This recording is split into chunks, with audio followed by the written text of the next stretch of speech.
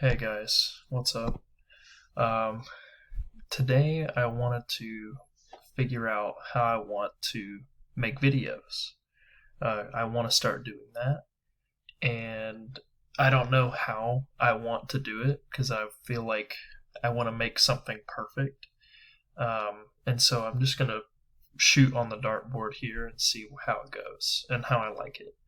But today I'm gonna do like, I don't know, I guess like a 5-minute video, kind of going over what I was studying today.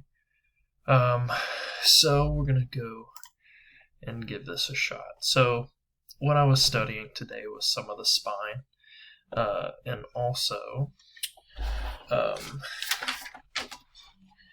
some of the spine, and just kind of exploring that a little bit. But and the spine, just googling spine anatomy. I have my books on the side, but I just have my notes handy here. But the spine, just going off of the first picture, there are 33 vertebrae in the spine, 33 to 34. And we have 4 curves in the spine. Here, I like this picture better. There are 4 curves in the spine. So we have the cervical curve, which is lordotic. Okay. We have the thoracic curve, which is kyphotic. All right. And then we have the lumbar curve, which is lordotic, and the sacral curve, which is kyphotic. So the sacral is also, you could lump the sacral and the coccyx together, even though they're separate portions. They both have a kyphotic curve. So you could call this the sacrococcygeal curve. But the sacrum is 5 fused vertebrae. They're immovable, they're fused. And then the coccyx can be up to 4 vertebrae, and they are also fused. So, and then above L5 and up to C0, or C1, is movable.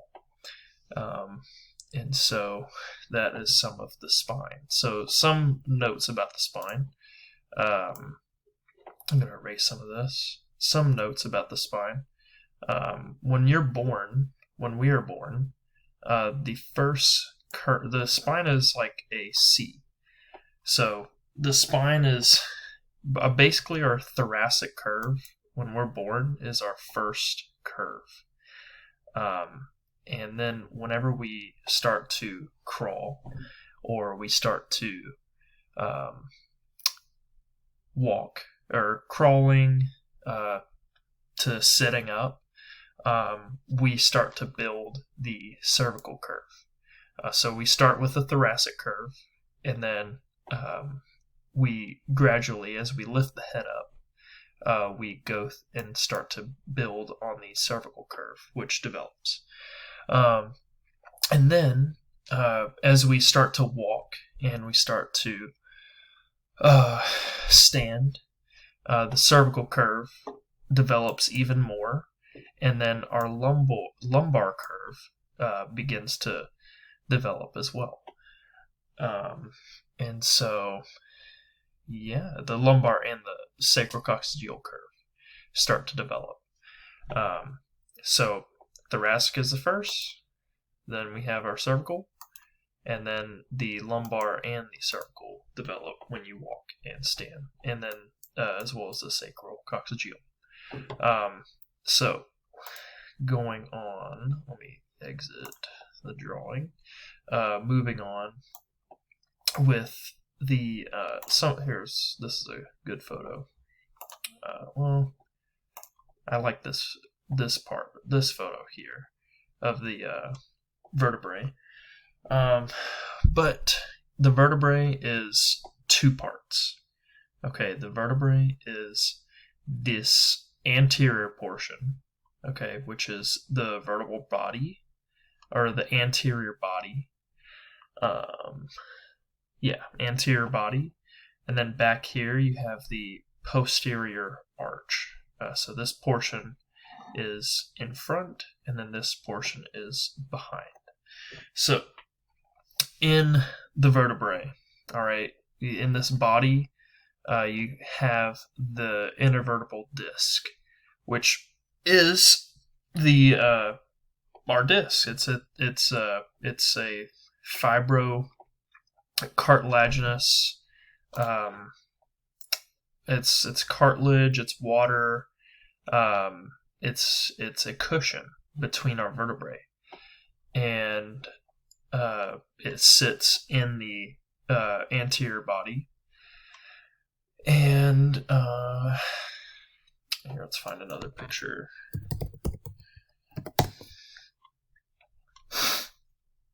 There's that same one. Let's give us a good picture. Here, let's go with this one. Try this one. Maybe this one. So, the anterior body. Zooming in. Anterior body, posterior arch. In the body, it's where the intervertebral disc sits, and that is the cushion between each vertebrae. Two of these vertebrae together and with the disc is a FSU, or a functional spinal unit. And with that FSU creates like the L5S1 or the C1, C2 or T12 L1. And so just grouping that group of two vertebrae and the disc is an FSU. So back to a singular vertebrae. You have the body, and then you have the arch. And with the arch, you have your processes. So you have your transverse processes on the sides here. I'll go on the draw.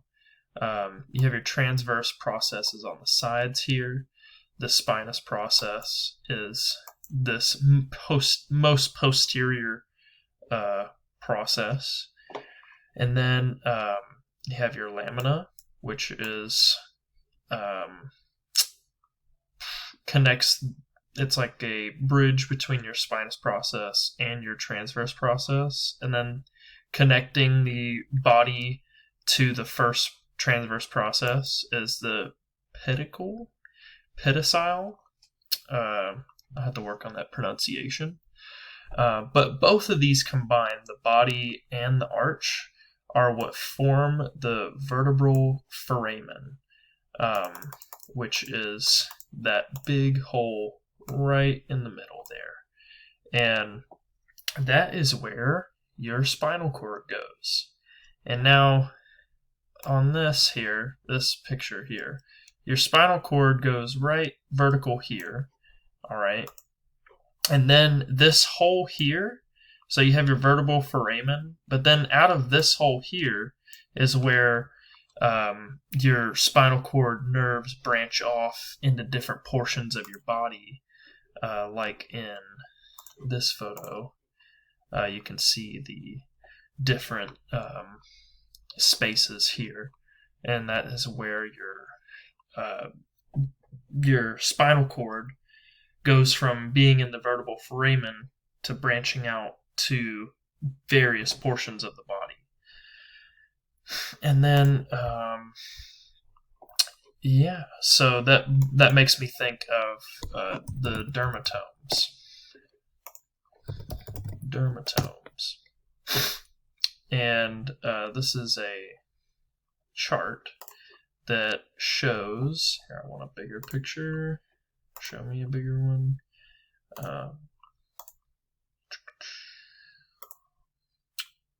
Yeah, sure.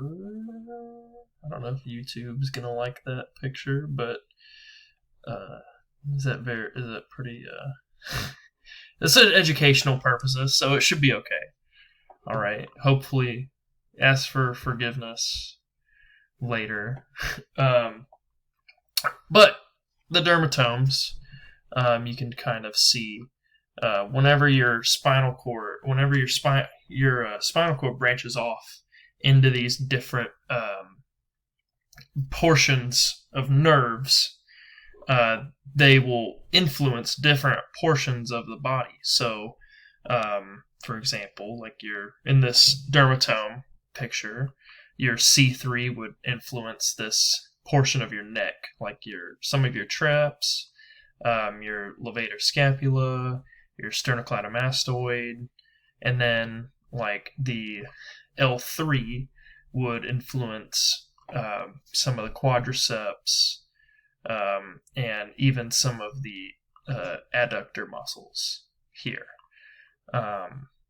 So the dermatomes are a way of just seeing, like, if somebody could have pain in a certain, like if someone has pain in a portion of their body, then you reference a dermatome to try to narrow down, all right, what part of the spine is influencing that area where they're having pain. And then, here, I'm going to have a sip of tea. Yes, I have this mug here. It's great. Had it for a few years. But some of the back to the dermatomes. Whenever your spinal cord branches off into the nerves, and someone has pain in these portions of their body, it's a good reference to kind of see, okay, what portion of their, which FSU or which vertebrae could you look at further to see, okay, if you can fix this, or if you can improve it, then could it improve their pain? And could it improve over time? So yeah, we studied the curves, the pathology of I think you could use pathology of the thoracic curves and how they are built over time. With that, talk about the thoracic curve being the first curve in a child's spine. That first curve, primary, and then whenever they start to sit up and crawl around, that cervical curve starts to become developed. This just makes you think how having technology and how, like, them looking down so much to look at their devices or look at their TV or look at their cartoons, how much it could affect them and affect their curvature and their growth.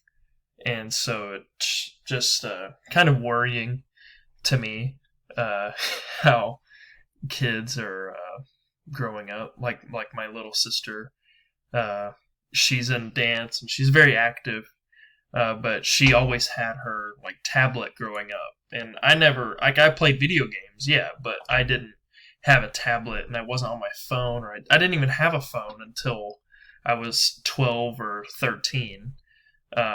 But she's always had some kind of device since she was, like 5 or 6. So I'm interested to see how her spine develops over time, and hopefully her activities will kind of help that growth. Yeah. So, that's an interesting topic to talk about, is the introduction of technology with children and how it will influence their curves in their spine. And then, how much time do I have? Let's find out. Okay, so I do not have that much time left. So I'll have to make another video